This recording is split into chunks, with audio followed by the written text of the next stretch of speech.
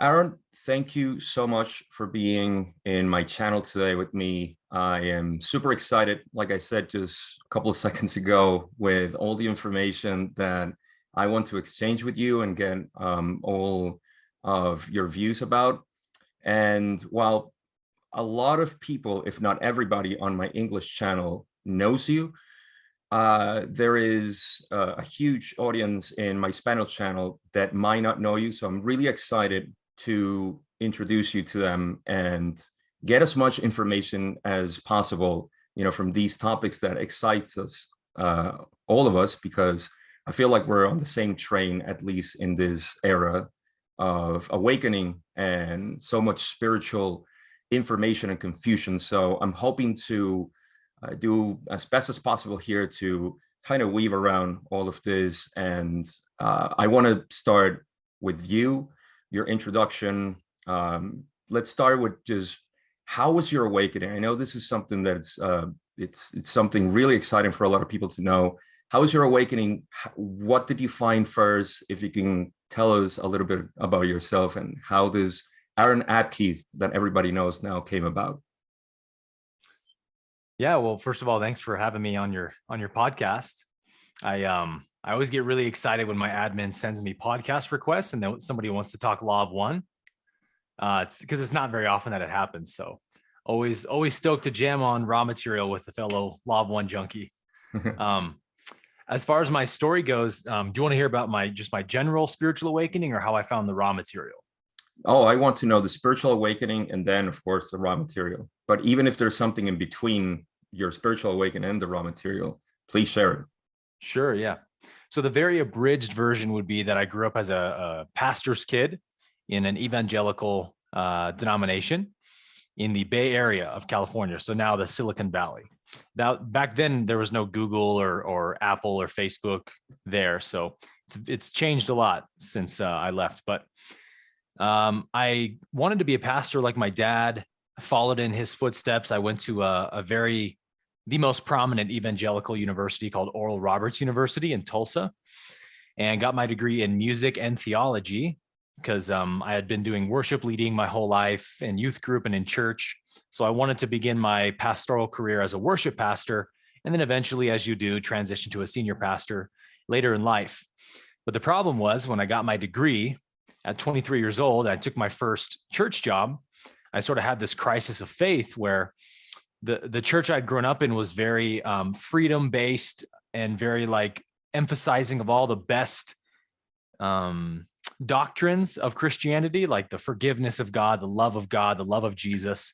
And we didn't really talk about hell or the rapture or the typical kind of monotheistic belief that women are inferior to men and all that dogmatic stuff. But the church I got my first full-time job at was very dogmatic and legalistic. And they talked about all that stuff all the time. I was always hearing about who's going to hell, the rapture's coming soon, women are inferior to men. And I had just gotten married as well at the time. So that was really uncomfortable for my wife and I to be listening to that. And then we started to have to wrestle with these beliefs because neither one of us believed in that version of God. So I had to end up quitting that job within 6 to 9 months of being hired there, moved back to Oklahoma, and really just kind of flipped my whole paradigm of reality upside down, because up to that point, it was all the Christian paradigm. And now I'm like, well, if I know one thing, I know I definitely don't believe in that version of God anymore. So what is God? Who is God? Is there a God? And went through a long series of different phases. First was the atheist phase of oh no, I think I'm an atheist now. And then started getting into near-death experiences and reading about people talking about meeting, the source or the light or whatever they want to call it. And that gave me faith to believe in a source again.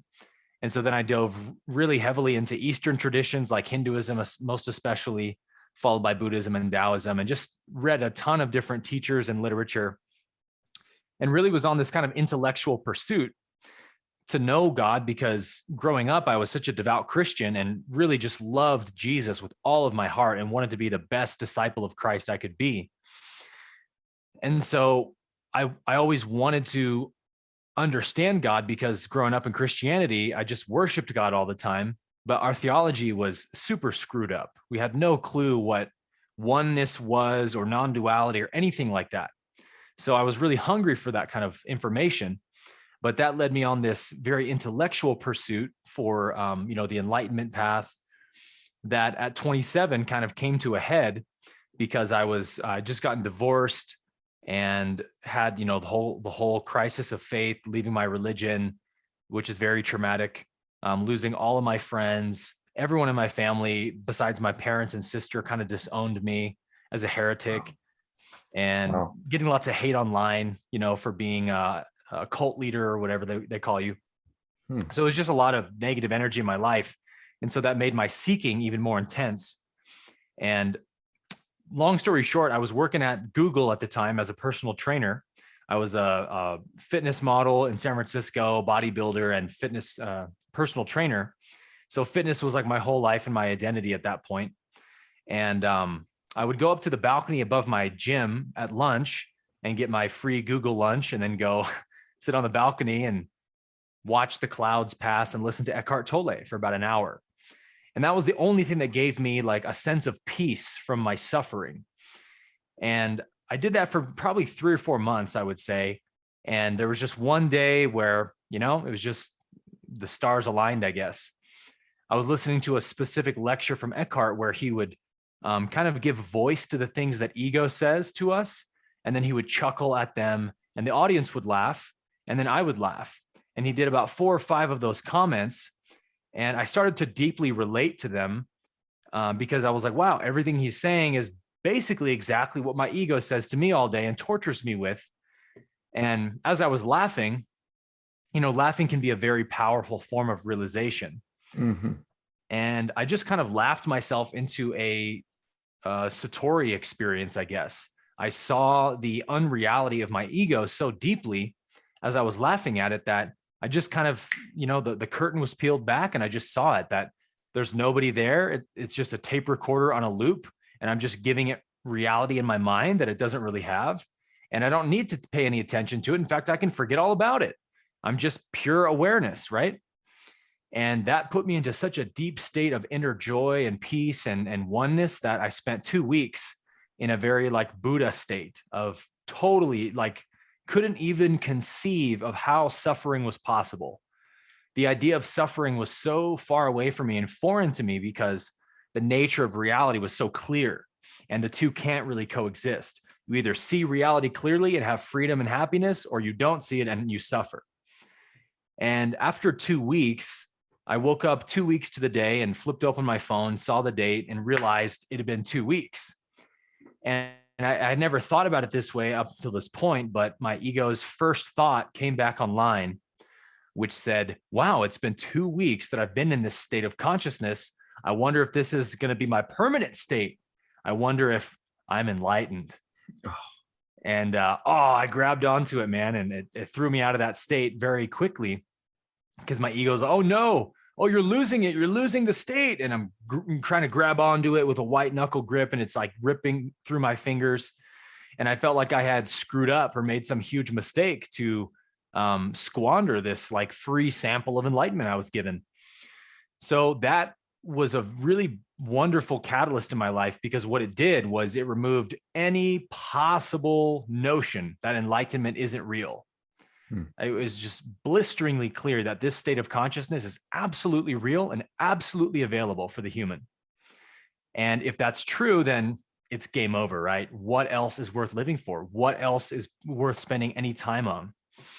So I literally walked out of my life. I walked out of fitness modeling, bodybuilding. I kept my job as a trainer for about another 2 years because I was living in the Bay Area, which is really hard to survive in that area.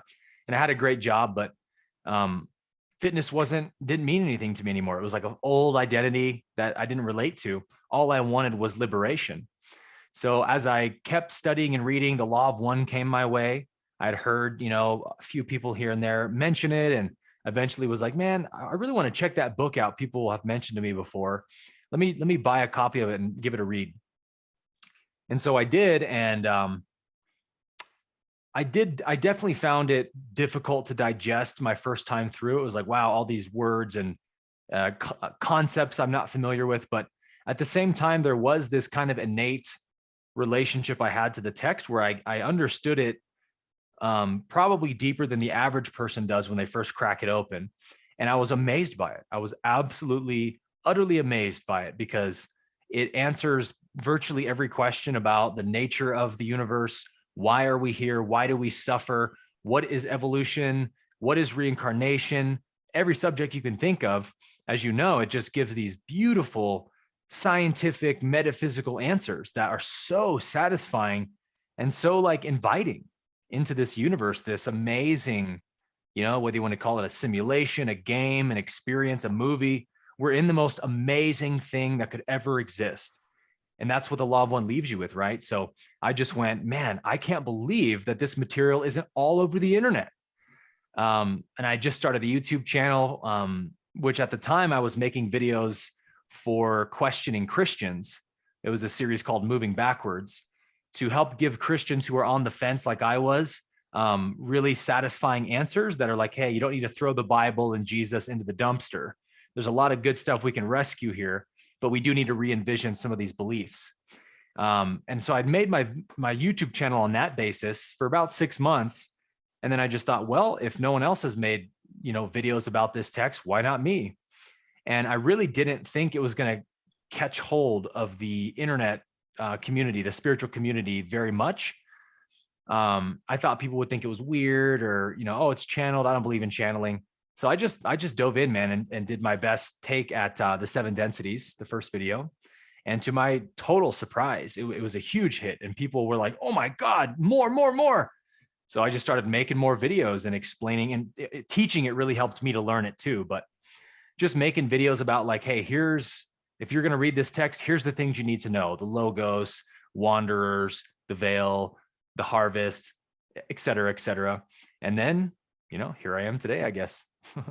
Yeah. Wow. There's so many things we can pull out of there, especially how your upbringing was, in essence, the huge catalyst for you to realize just self-awareness and the bounty of realizing self-awareness. In the Law of One, when you mention it, of course, that's the to me it's almost like the sophisticated compendium, if you will, of information that has always been there, but it has been shrouded into either too much mysticism or religious baggage and so on.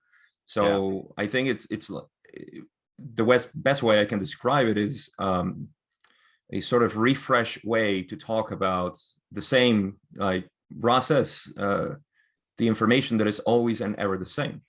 So I'm really interested, Aaron, because of your whole religious background and Christianity. I grew up as a Catholic, and to me, once I abandoned the Catholic religion and I subscribed to the science religion, it's what I call it now. Yeah. I did the same thing.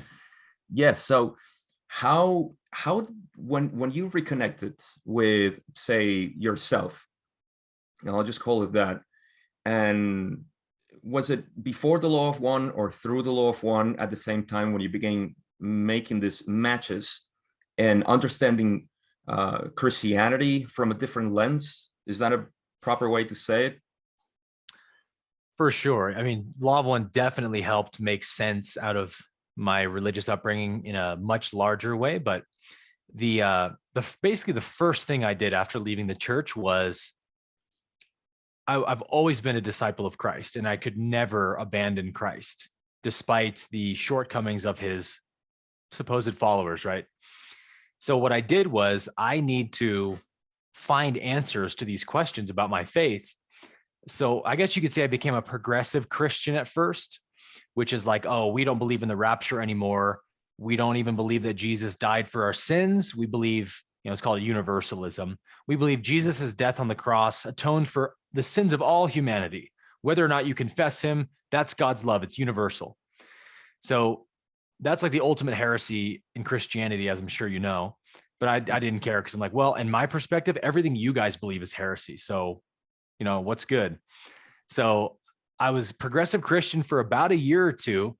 And as I kept, first it was the rapture, then it was biblical inerrancy, then it was the crucifixion and resurrection, then it was the next thing. And I just kept deconstructing and pulling, cards out of the card house until it kind of all came collapsing down at once. And that was, shortly before I started making the videos about it. So that gave me real permission to explore Hinduism and Buddhism and Taoism and teachers like Alan Watts and whatnot. And the law of one, what the law of one did was really help me to see Jesus in a more, relatable way that, oh, this was a soul like me who's also on his own evolutionary journey and clearly was a very advanced soul. But as Ross says, a late stage fourth density wanderer who I think was on the verge of, was eligible maybe to graduate to fifth density, but wanted to wander back to third density to help this really struggling planet out and sort of be this martyr character, which is very fourth density. And I could relate to Jesus now. Jesus was like my brother all of a sudden versus this pedestalized thing that I worshiped and kept at a distance. Yeah, that makes sense. And I think that's where we end up doing, no matter what what pulls our gravitational attention on spirituality, we tend to put things or people or even texts on the pedestal. And it's interesting how we end up just bringing it up to ground to the self and relating to it, as opposed to becoming, which is, again, it's the beauty of the law of one. I tend to generalize it for people as two philosophies. There is a philosophy of unity and the philosophy of separation. However much you put into the bag of unity, and you don't have to force yourself, but just become aware of where, you have sense of unity or sense of separation. And so even putting somebody on the pedestal is putting them separate from you. And you're just playing the game of polarity, of course. I want to ask you, Aaron, about disconnections that you see now with the teachings of Jesus. And one of the things that I have in my, believe it or not, I have it on my reading list, is the New Testament, because the last time I read it was probably 20 years ago. Or probably more, 20, 30 years ago. And, there's at first, because I became so, I developed a sort of aversion to religious text. I just couldn't read it and get anything out of it. But I'm sure you have made a lot of connections. You've made a lot of videos about Jesus and it's the master that is Jesus. And how did that become more shiny, if you will, for your own understanding now? Well, it was clear to me at a pretty early stage after leaving Christianity that Jesus was what we would call an enlightened being. And that was such a satisfying realization to have, because my whole question was like, probably 2 or 3 years before I officially gave myself permission to say I'm not a Christian anymore, I was deeply wrestling with these questions, and I was too afraid to commit to that because of Jesus. Because in this man, in this figure, this avatar, I find the divine. I connect with God. I see God in this man. So if you're telling me he's not the Son of God, he didn't die for my sins, all that stuff, who is Jesus then? Why is he so inspiring? Why does he move me so much? And so hearing this understanding of Christ, one of my favorite books is Christ, the Eternal Tao. Amazing read. That Christ was just an enlightened master, like a Buddha or a Krishna. He was an avatar who had basically achieved the highest possible state of God union that a human can attain, at least in third density.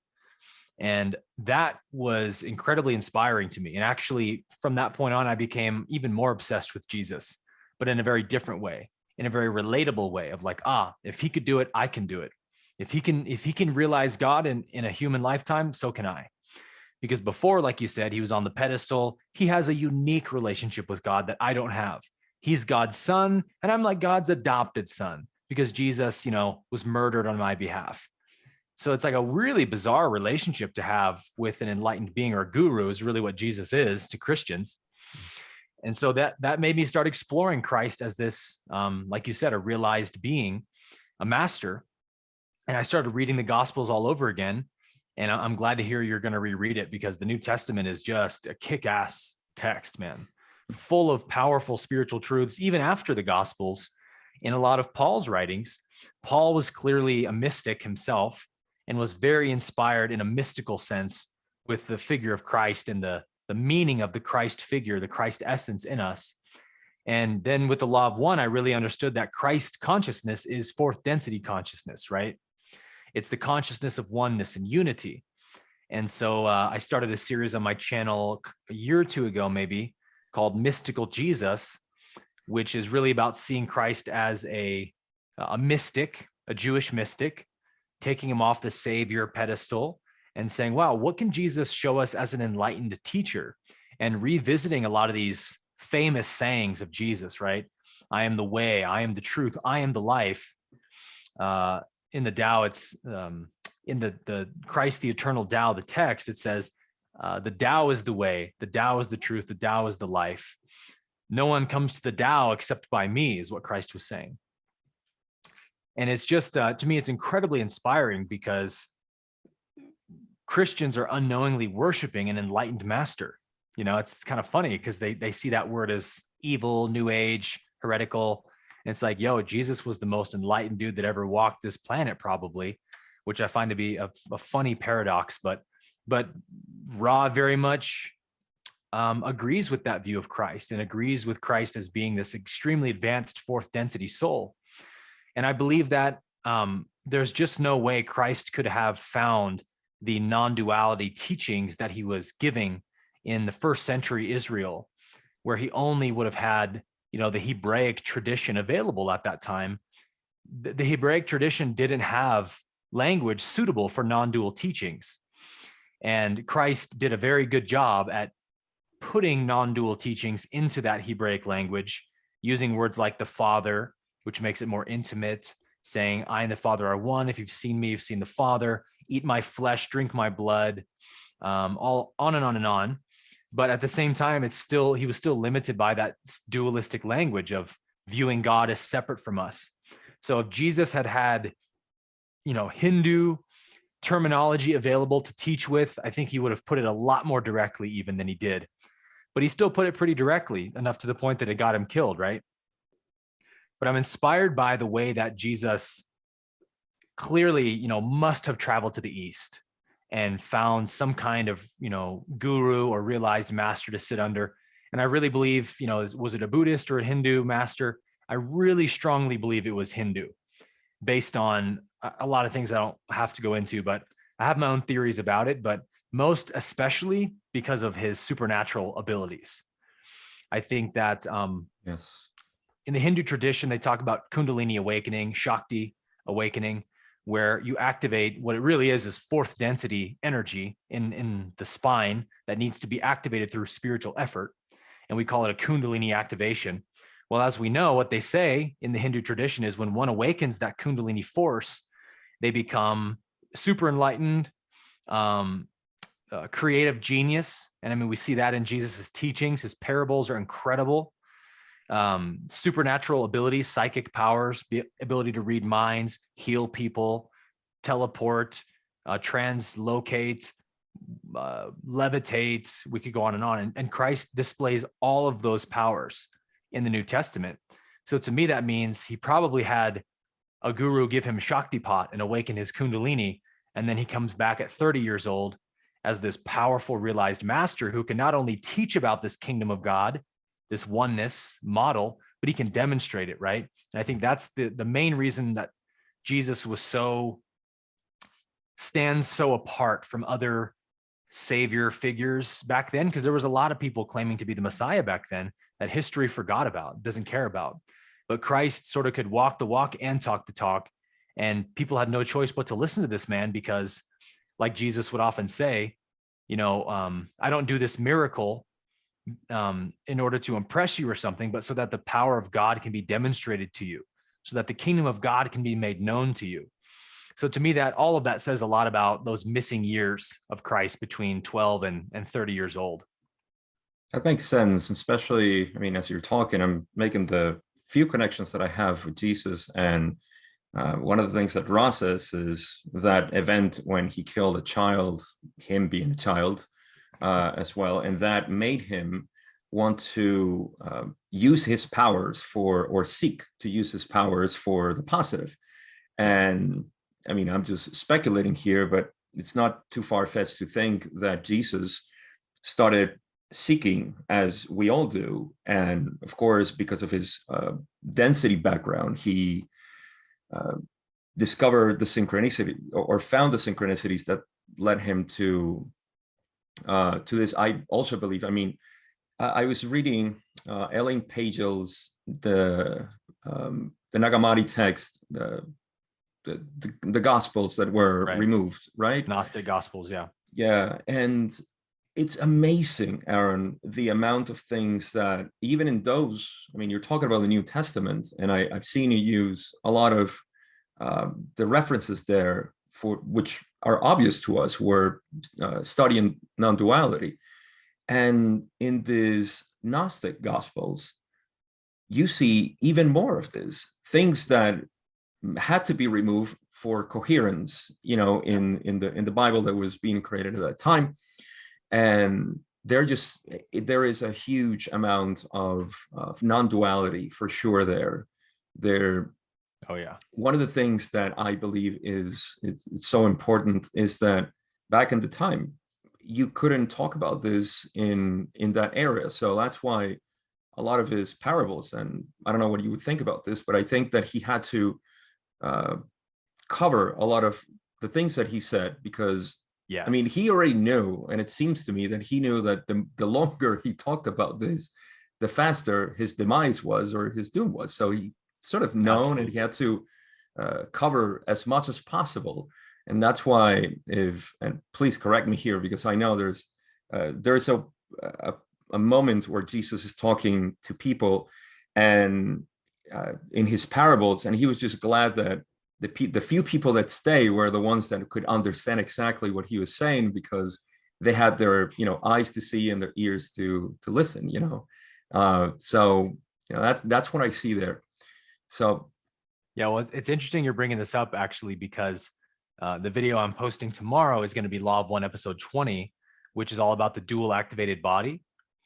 And I'm actually talking about this very fact that based on what Ross says about Jesus, it's very likely that Jesus is one of these beings who was born with a dual activated body, because he demonstrates that, innate psychic power at such a young age, which means in the Hindu tradition, in Kundalini Yoga and Siddha Yoga, they talk about how some beings are born with a Kundalini awakened already. Very rare, but it happens.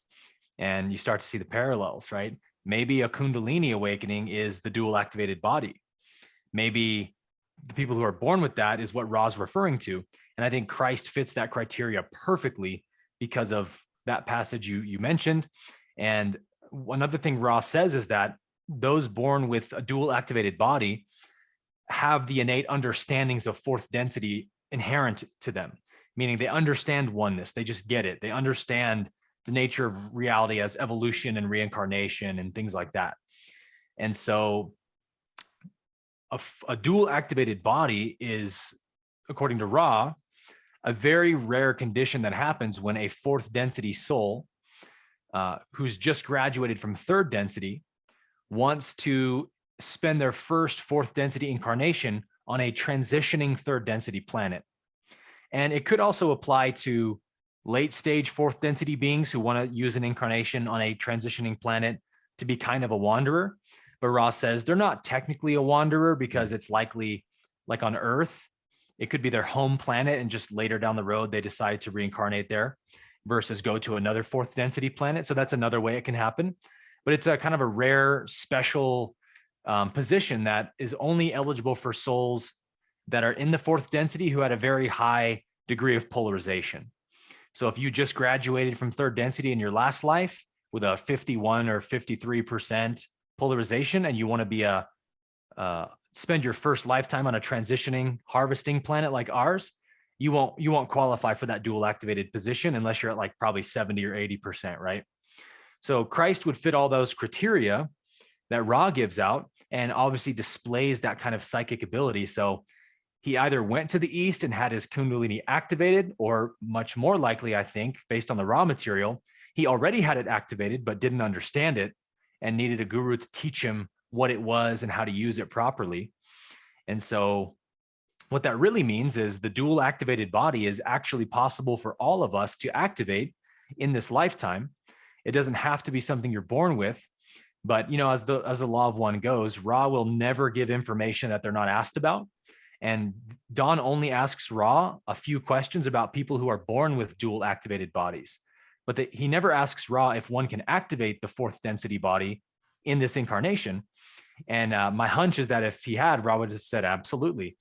And when you look at the Kundalini passages from the law of one, Ra says a lot of interesting things that also match up really well with that, such as one of the phenomenons of a Kundalini activation that can happen in some people if it happens too early, or like some people literally have their Kundalini activate if they fall off a horse or a motorcycle, or they fall down the stairs. It can just happen to people randomly. And if they haven't done a lot of spiritual balancing and healing, they have a lot of distortions in their chakra network, then the Kundalini force basically exacerbates them. And it can put people into a state of psychosis. Physical illnesses can manifest. Whatever's lying dormant in the system that hasn't been purified can be amplified through that awakening. And so Ra says a couple of things along these lines. One is that if a third density being were fully electrically aware of fourth density understanding, their body would fail due to the incompatibility. I'm like, that sounds like a rough Kundalini awakening. Yeah. And then there's another passage where Ra says, to invite this Kundalini awakening without knowledge of the laws of magnetism, meaning like the cleansing that needs to happen, I think, in the neurological system, to activate this energy without the understanding of the laws of magnetism is to invite great imbalance. Like, that's exactly what happens to people who awaken it too early. So it is a process that needs to be done with great care and time and patience. And it might take people, decades following a Kundalini yoga practice to slowly activate that energy. But that, I think, is the safest, healthiest, appropriate way to do it, because you give your body and your nervous system time to adjust to that incredibly powerful fourth density or green ray energy that is much higher amplitudes, right, than third density energy is. Yeah, this rings a lot of bells, as you're talking about the Kundalini activation, and so many of the passages that Ra talks about this energy. And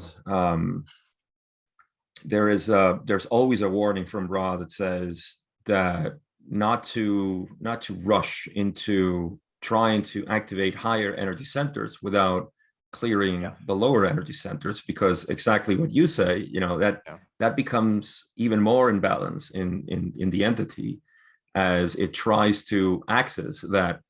And I want to ask you, because right now you're running a new series, which is super interesting, which is spiritual intelligence.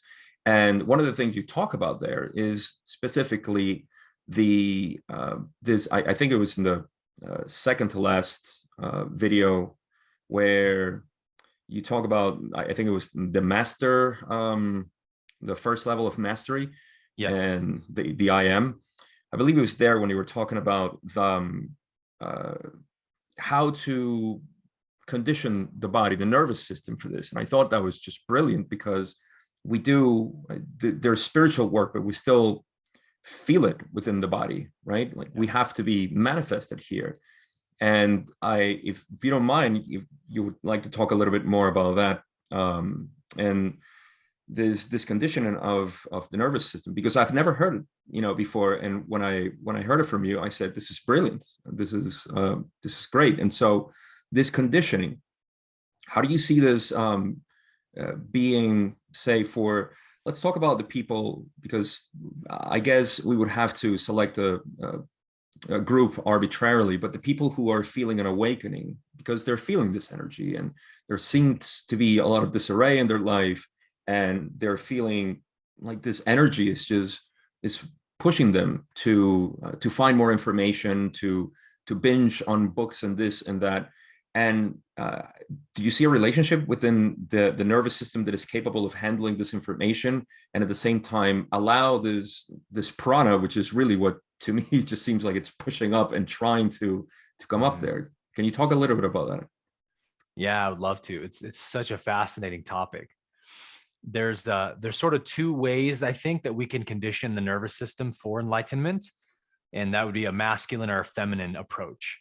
So a masculine approach would be like a non-duality, Advaita Vedanta, very much awareness-based approach where you're cleansing out your mind.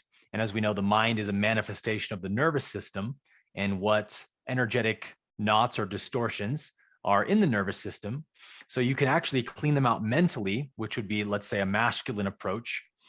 But you can also do so in a feminine approach, which would be like energy work, breath work, Kundalini Yoga, Hatha Yoga, where they do these bandhas, which are called locks, where you're flexing the root muscles, the Kegel muscles at the pelvic floor, which is a very concentrated nerve bundle that actually stimulates the third eye and the pineal gland. Uddiyana bandhas, the second one, which is the gut lock, where you pull in your belly button towards your spine and it kind of crunches the nerve bundle in the gut. And then there's the Jalandhara bandha, which is the neck lock, and you kind of crunch the neck down, the chin down to the chest, which squeezes the nerve bundle in the throat. And so we have, three huge chakra points there, right? Root chakra, solar plexus, and throat chakra. And these are nerve concentrations that stimulate prana to the brain. So Hatha Yoga does a lot of bandhas and breath work. Kundalini Yoga does a bunch of mantra meditation or chanting with all kinds of crazy practices and literally shaking arm movements, twists and stuff to activate the root chakra energy, where the Shakti power is lying dormant, where the fourth density energy is lying dormant, and starting to activate it. And so you can do both at the same time, which is kind of what I'm going to be starting to teach on that spiritual intelligence series. And I think you should do both at the same time, because again, if let's say you're just doing a feminine approach, you're just trying to stimulate that energy, right, to get it going. Well, you can do that. But if you haven't cleared your mind out and cleansed your mind, then you're going to start experiencing a lot of trouble, because what that fourth density energy does as it starts to move through the nervous system is it starts to push out everything that's not in alignment with oneness. So every trace of trauma, separation, fear, greed, pride, arrogance, you're going to start experiencing it. And that's why a lot of people who do Kundalini Yoga, maybe not a lot, but it's not uncommon that it can get overwhelming because there's so much stuff coming up. They're called Kriyas in Kundalini and in Kriya Yoga. A Kriya is like a manifestation of that energy pushing stuff out. And so the practice is you do the breath work like in Kriya Yoga, which is my personal approach, favorite approach, which is just pulling breath up and down the spine. And you're kind of milking the Kundalini with prana and with visualization. And you pull it up to the crown, you hold it there, you let it radiate a bit, then you pull it back down to the root. And you do that for, 20, 30 minutes a day. And it starts to charge up the nervous system with prana. And, Ra says the Kundalini is the locus of downward spiraling and upward spiraling. And depending on which chakra they're meeting at shows the level of spiritual advancement of that entity. And so as that locus moves upwards towards the spiritual chakras, Ra says the heart is the great stepping stone between the lower three and the upper three. So once we make it past the heart chakra, in terms of spiritual intelligence, we start getting into what I just have decided to call the three states of mastery. And that's the throat, third eye, and crown. And one of the approaches I'm trying to take in that series is to put brand new language on all of this so that it doesn't sound so intimidating or uninviting. When you hear the word enlightenment, a lot of people will just excuse themselves from the conversation right away. Oh, that's Buddha's state of consciousness. That's Jesus. It's not for me, And it's like, no, don't think of it like that. You're just, again, you're putting it on that pedestal. It is your own state of consciousness. You just have to learn how to access. So let's call it self-mastery instead. That's a little bit more inviting, right? If you're going to master anything in this life, probably yourself is the most likely thing, right? So at the throat level, I call it the I am state. And that's because it kind of represents the meeting place between the heart and the mind, where there's that perfect balance achieved.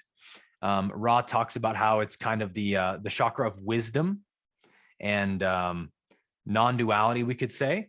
So it's where the soul begins to realize the nature of non-duality and starts to actually see it and engage with reality from a non-dual standpoint.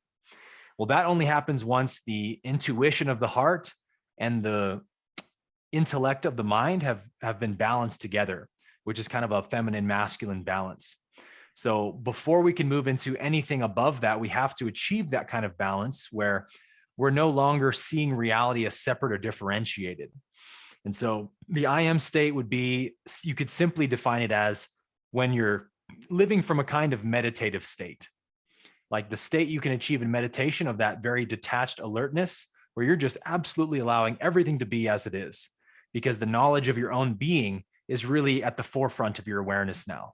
You just know I am, and nothing else is more important than that. So you're not willing to be moved from your center anymore. That would be the throat chakra level of the first level of mastery. From there, we move to the third eye, which is the second state of mastery, which is the flow state or the state of non-doership. So that's where you have lost the sense of being a body that's doing anything. And classically, we call this self-realization. On that spiritual intelligence chart, I have a name for each of the levels to just kind of quantify what that level represents. So the heart level is the level of awakening, where we're starting to awaken to the reality of oneness, and love becomes the most important thing. At the throat chakra level, I call that the illumination level, which we classically call enlightenment. And then the third eye level is called the level of mastery, which we classically call self-realization, where Buddha kind of makes this distinction, right? Of enlightenment is just the end of suffering. It doesn't necessarily mean you've realized yourself as being the one supreme being of the universe. That's a very high level of realization, but you just aren't suffering anymore. That's enlightenment. Well, realization or mastery is what's beyond that, where you do realize I am the universe in a body, right? Experiencing this body. So we call that non-doership in Advaita Vedanta. And then from there, the last state, and a very, very rare state for a human to achieve, is the crown chakra level, which I just decided to call the singularity state. That would be the avatar level of pure God consciousness, where one literally can only speak like they're a God, like Buddha or Christ, where everything that comes out of their mouth is incredibly profound, which is why I call it the channeling state, the third level of mastery, where it's as if they're just literally channeling. They're so plugged into divine reality that they're communicating pure nectar with everything they say. It's a really high state of realization that, only once in probably a few hundred years does a being like that manifest on our planet. But as evolution goes forward and we go into the fourth density, those beings will become more and more common on our planet. And at a certain point in fourth density, that's fourth density, right? That's normal at that level. Yeah, that's what we're working forward to. There's so many questions I can make here, but I want to ask about this. What you're talking about, and you explain it really well, is how to prepare the body and the mind for not only achieving these states, but staying there. And these are almost like the default mode in which entities or people would operate at a daily. Now, but there is a fluctuation, of course. This is something that is, it's still a reality. It's only that I think, if I can make a cross here with what Ross says, is that your primary ray would be of that chakra level, right?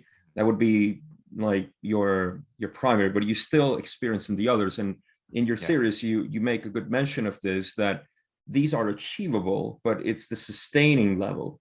And so you prepare yourself, and it seems to be, Aaron, like once you start, and I mean, you are a great example of this, and so many others who have had this type of awakening. And I mean, I include myself there because obviously my life completely changed after I had my spiritual awakening. And there is like no way to stop this. You just want to continue in this. And so we're preparing the territory, say, for what's inevitable, I would say. And this is also in line with the 4 density energies that we are receiving in time space right now, which is, like I was saying recently, it's up to us to paint the world green, shall we say, as opposed to the yellow paint that we're still using because but it seems like we're being forced by time space. And I just made this analogy the other day, like time space is giving us this green paint to continue, at least painting with this. And that's why we're feeling all of this this friction, this resistance, right? Because people are used to painting 3rd density. So it seems like an inevitable path.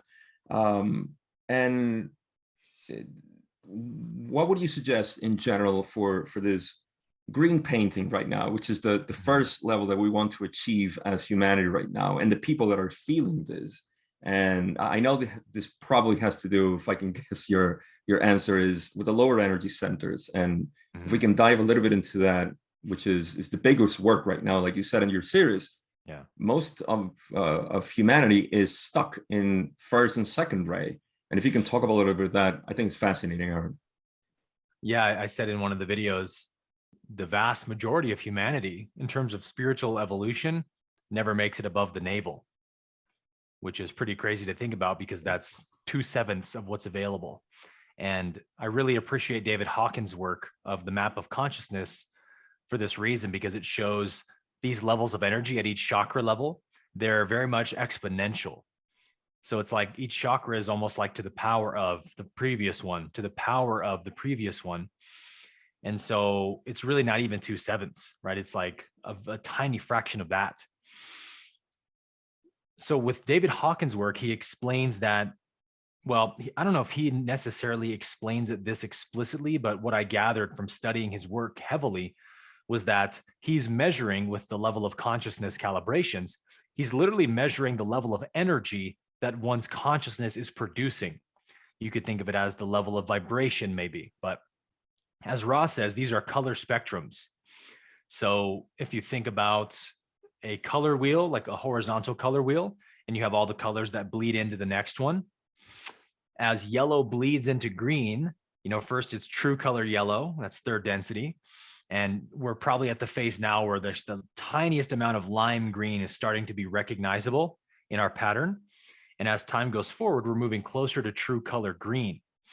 Well, that's a spectrum of vibration or density, as Ross says, where the density of that photon is much, much higher. And I did a video recently where I sort of calculated, using the applied kinesiology, what the different density levels calibrate at. And if 3rd density is capped at 1,000 on the Hawkins scale, 4th density calibrates between 1,000 to 5,000. So it begins at the avatar level of a Christ or a Buddha, which, most people are at 200 or so, and Christ is at 1,000. So even most people in 3rd density are realizing a tiny fraction of what's available. But 4th density goes 5 times higher than the highest possible available energy level of a 3rd density body. So you're like, wow, we're talking about orders of magnitude more energy than we are used to in a 3rd density body. So of course, the nervous system has to be cultivated for that, because most of us are probably, even in the spiritual community, most of us are probably between a 300, 500, would be a really high level for an average spiritual adept. And then 600 levels, like extremely rare. So most people are in that 300 to 500 range. And, Christ is double that. And then 4th density is 5 times that.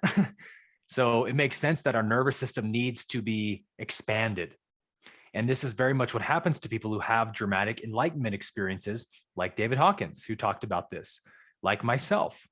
When I had that period I mentioned where my ego was coming back online and all my suffering was coming back and the dark thoughts were coming back, I was getting these burning pains in my nervous system all the time. And I had no clue what it was. I did not relate it at all to the psychological experience I was going through. But as those distortions in my chakras were coming back online, you could almost imagine like they just became inert for a few weeks as the positive energy took over.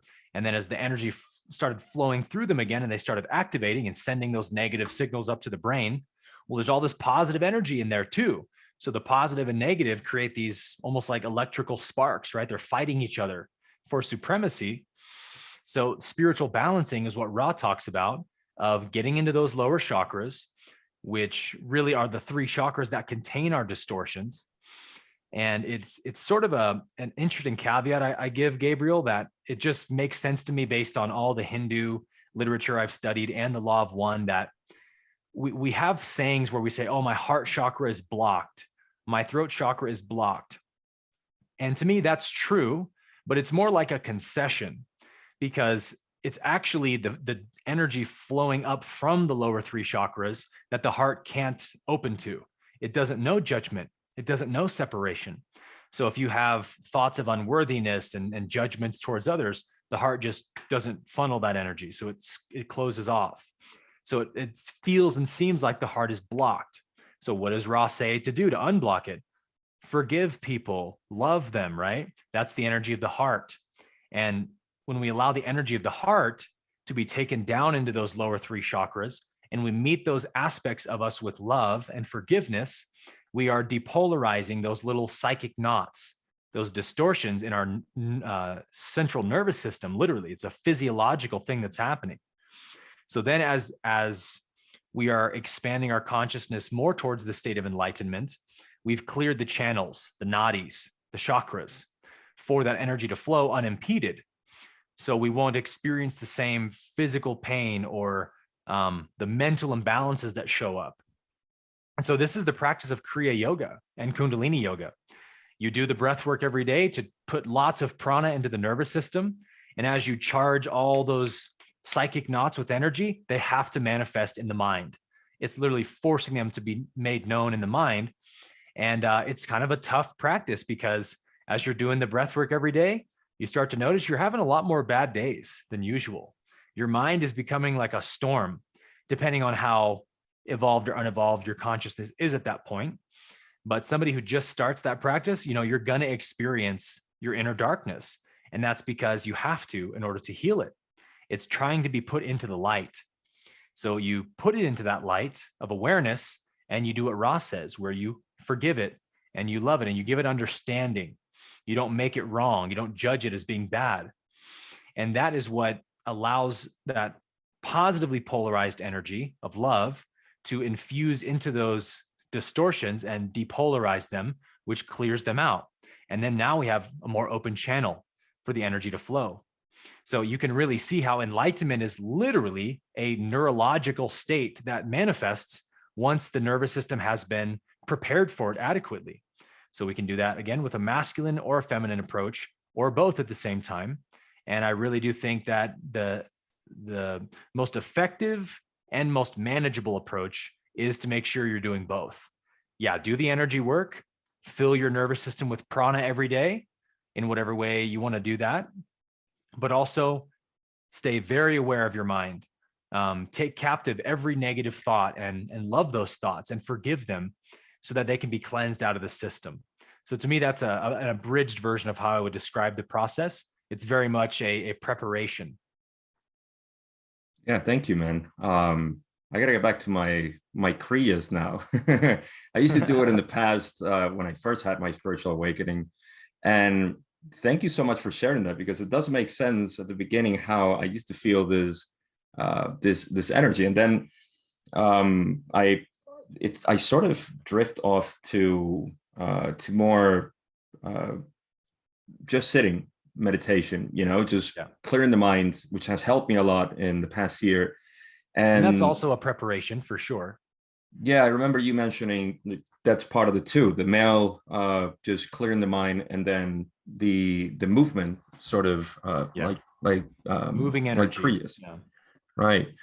And as you mentioned this also, I'm thinking of how my spiritual awakening, which is, it's just fascinating. The first couple of weeks, just like you, I had a similar experience. It was third eye activation, which was very, I mean, it was exciting and everything, but it was demanding. And I didn't know, coming from my background, I just didn't know what was happening.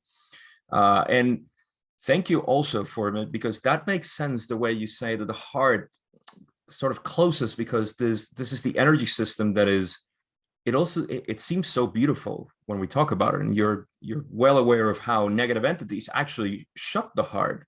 Yeah. So the energy sort of concentrates in the lower energy center, so they can polarize towards the negative as much as possible. And Yeah. it does make sense that the heart may need to be, if I can use the percentages, to a 95% reduction or more of the heart, so that energy becomes so strong and with the will so well directed that you can bring it up to the indigo ray and make contact with intelligent infinity. So in a way, we're sort of living in that sinkhole of indifference that you're aware of as well, where the energy is neither going up nor concentrating enough there. So one of the things that I take from you right now in the videos is just opening the heart. Just seems, acceptance is the word that I use a lot. It's just acceptance, which again, it's not something that you do. And I love the word non-doership as well, because it is not something that you're doing, but allowing to happen. Totally. It's not meditation or clearing of the mind. It's not something that you do, but that you observe happen, or that simply occurs. And I think I want to ask you about that, and at least a couple of more questions, if you don't mind. Sure. Yeah. And there is the way in which we allow this to happen, Aaron, which I think is the most practical thing we can leave for people, is, like you said, just observing the mind, which is probably our biggest thing. We're third density monkeys, and we're so used to activity, right? So activity comes easy to us, but that clearing of the mind, that allowing the thoughts to be, if you can give a little bit of your insights on that and your own experience, how does this happen within this direction of will, which is another thing that I think it must be present always in meditation, the direction of your will before you go. It's almost like putting your intentions and then allowing the mind to be, which is not entering in conflict with it. Yeah. Yeah, you're exactly right, because the lower three chakras make up the personal self, right? Mm-hmm. Root, sacral, solar plexus. That's what the ego is comprised of. And so that's why only the lower three chakras can create distortions. They can sort of send up distortions, but the point you made about the negative path shutting off the heart permanently so that they can polarize more negatively proves that the heart can't create distortions. Because if it could, you better believe the negative path would use it, but they can't, so they shut it off, right? So it's the personal self, the centers of ego, that are causing those mental imbalances to flow all the way up to the mind and manifest as selfishness, pride, insecurity, and so forth. So really the part of the process of the masculine is to be like the mute spectator of your mind. Don't attach, don't identify, don't claim any of it as yours. Just watch what the mind is saying. And if you know, and you are choosing the positive polarity, then you know you are a being of pure love and light. So whatever doesn't reflect love and light, notice it, be aware of it, send it love, because you want to transmute it into love and light. So give it the energy you want it to become. And that is this dissolving process of the separate self, where that we love the separate self out of existence because it can't stay separate from us anymore. This idea that we're separate from the universe can't exist in you anymore when you love everything you see. So really the I am state I talked about is I, mind, am, heart, merging into one. It's becoming a lover of reality. right? It's when you love everything in the universe and you are aware of the oneness and the brilliance and the intelligence of creation all around you. How can you stay separate from it? How can you see yourself as separate from it?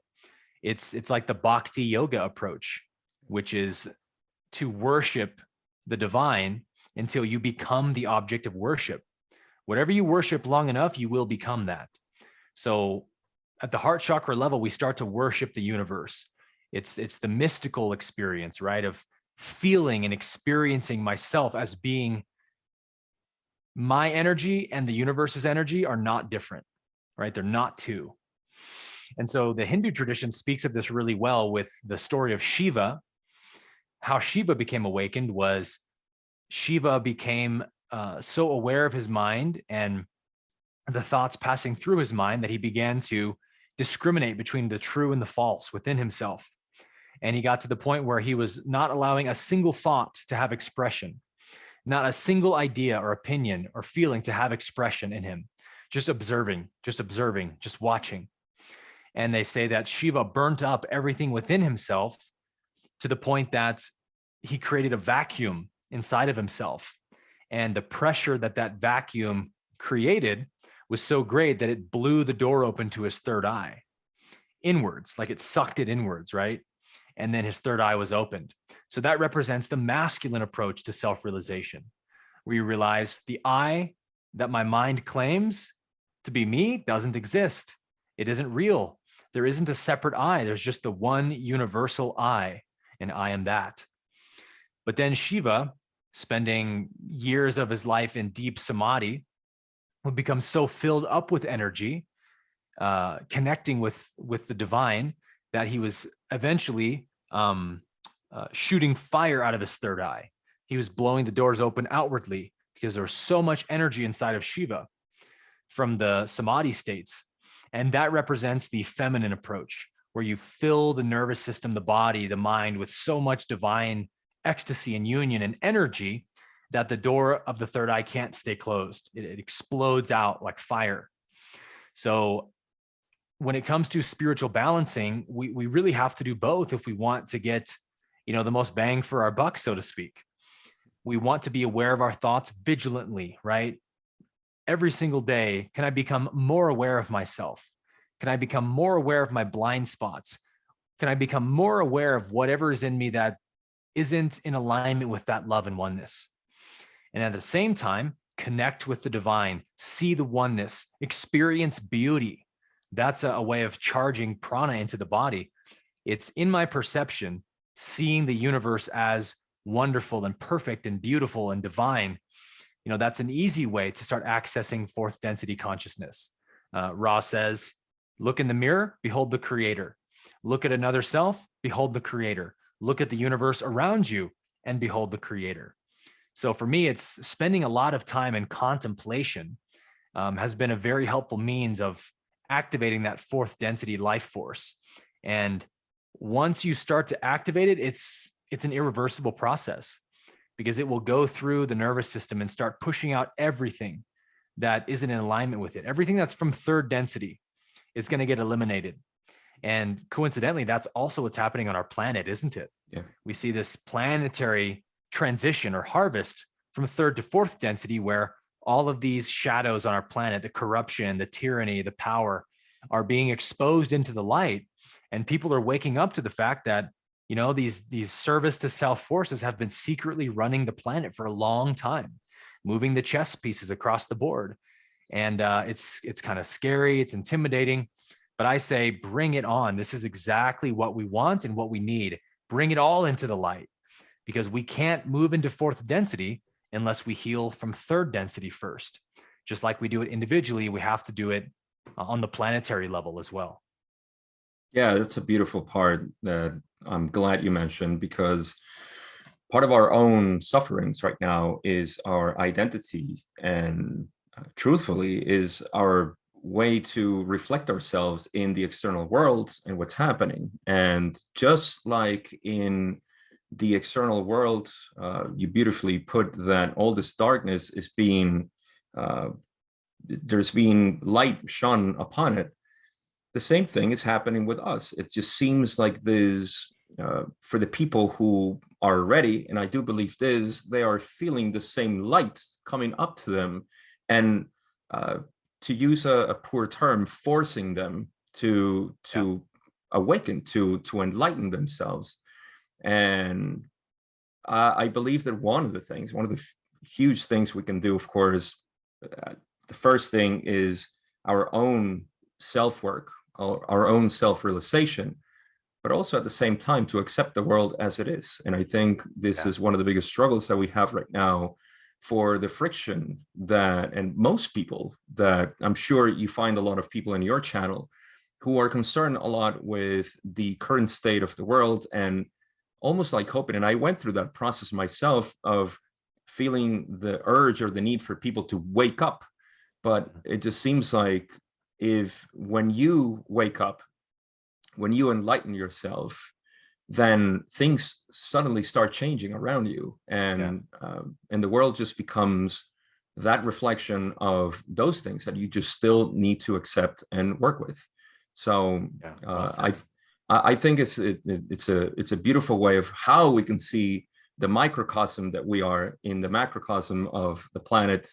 And I mean, I'm sure it goes beyond that, but I think we'll just leave it at that. And there are so many things you said, man, that I just find fascinating. But we're coming up on time, and thank you for being so generous. I do want to ask you about a couple of things that I think I read well, I hope, but you have a couple of things coming up. I think, is there a Gaia show that it's going on? Did I read that well from one of your posts? There's a course that you have right now going on. Can you tell us a little bit about that? I'm really excited to know the details of these two things. Yeah, I would love to. I talked with two Gaia producers. They reached out to me and said, wow, we love your YouTube channel. We want to get you on Gaia and have your own Law of One show. And that was last year in the spring. And so I went to Gaia a couple of times and talked with them about, we actually set up the whole show. We went through each episode and kind of did the outlines for everything. And Gaia's really backlogged with shows right now, and they have certain amounts of studio time available. So they're like, hey, we got a little ahead of ourselves. We're going to have to push this back maybe a year or two.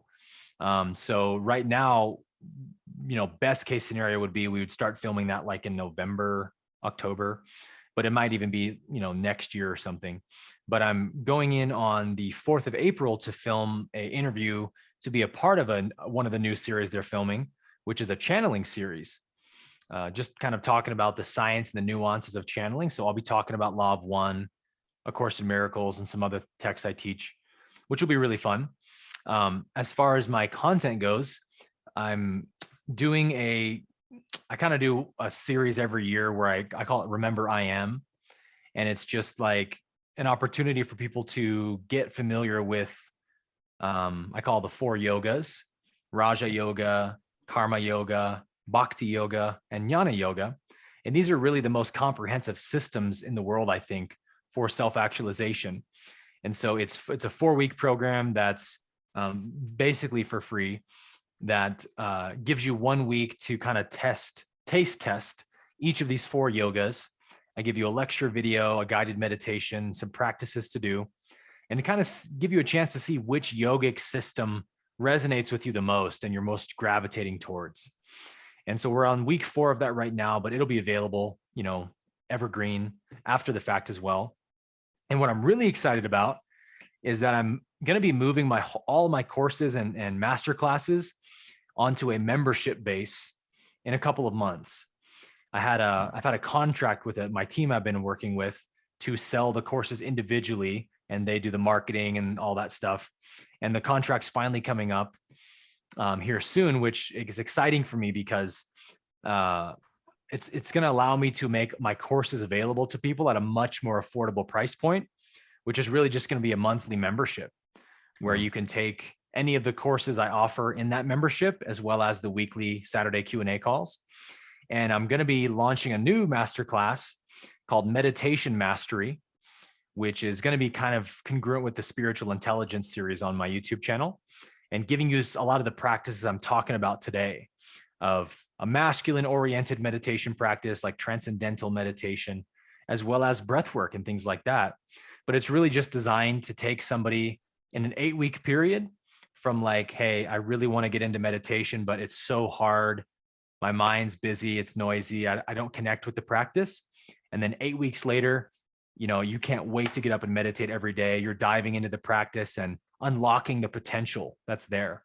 I think meditation is an art that everyone needs to master. If you're concerned at all with spiritual growth, it's the portal, man, to self-actualization. So that'll be coming out when I announce the membership, the monthly membership as well. Probably, I would say in like 2 to 3 months from now. That's awesome. I'm so glad to hear this, Aaron, because one of the things that I'm super grateful to find all the time is people who are devoting their life for these teachings and this service for to the world, because it's, well, like you said, we're all junkies of this and we just can't have enough. So we just want to share it.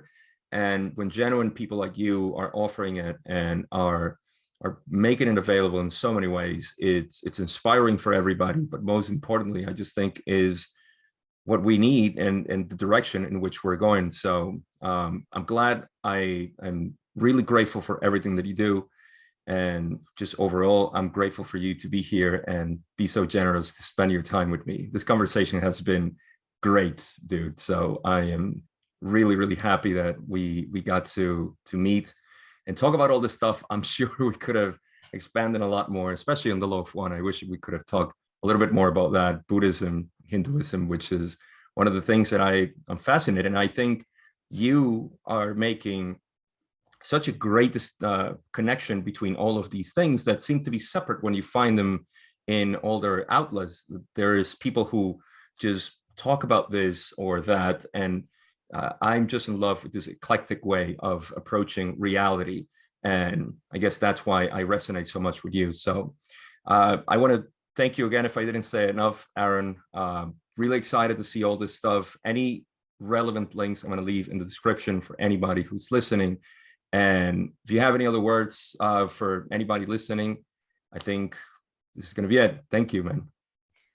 Yeah, I would just say thank you as well, man. This has been such a blast. And I would absolutely love to jam on some of those topics with you. So I'll have to come back for a part 2, man. I got to put it on the schedule. All right, man. Thank you so much again, Aaron. Thank you, brother. Appreciate it.